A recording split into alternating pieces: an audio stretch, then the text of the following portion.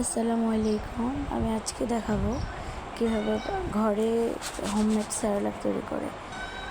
এই যে আমি এখানে 3-4 পদের চাল নিয়েছি। সবগুলো চাল ভালো করে ধুয়ে রোদে শুকাবো।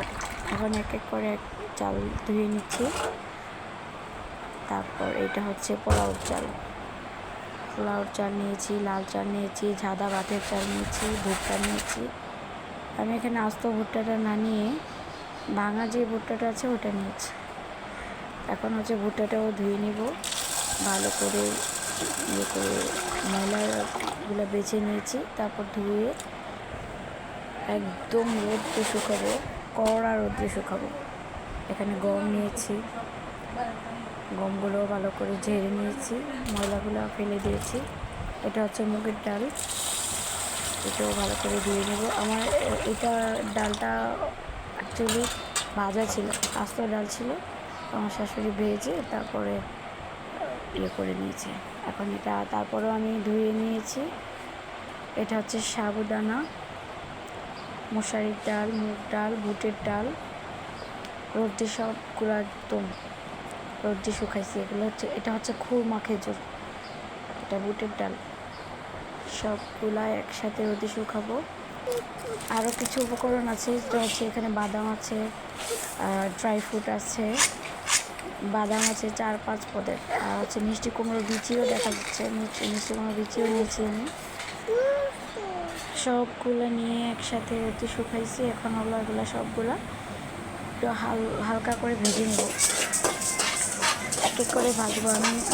সবগুলো একসাথে নিয়ে অনেকে ভাজে, অনেকে করে, বাট আমি এক এক করে ভেজে নিচ্ছি। কারণ হচ্ছে দেখা যায় সবগুলো একসাথে ভাজলে একটা একটু ভাজা হয় আর একটা কাঁচা থেকে যায়। আমি হালকা করেই ভেজেছি যদিও প্রত্যেকটা উপকরণ, তারপরও আমি প্রত্যেকটা জিনিস আলাদা আলাদা করে ভেজেছি।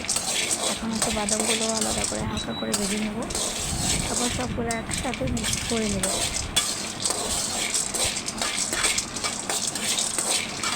মিক্সড করে নিয়ে তারপর হচ্ছে ঠান্ডা করে নেব। এটা হচ্ছে বাচ্চাদের সুস্বাস্থ্যকর খাবার। আপনারা যদি ঘরে এগুলা বানিয়ে একটু সময় নষ্ট করে বানিয়ে বাচ্চাদের খাওয়াতে পারেন, বাচ্চাদের শরীরের স্বাস্থ্য খুব ভালো থাকবে, বাচ্চারাও মজা করে খায় এগুলা।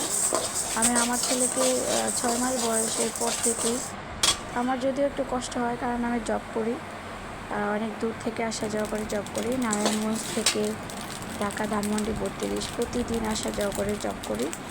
তারপরে একটু সময় বের করে আমি আমার ছেলের জন্য নিজে কষ্ট করে ঘরে এগুলো তৈরি করে নিই, তারপর আমার ছেলেকে খাই। আমার ছেলে খুব মজা করে খায়, মাশাআল্লাহ।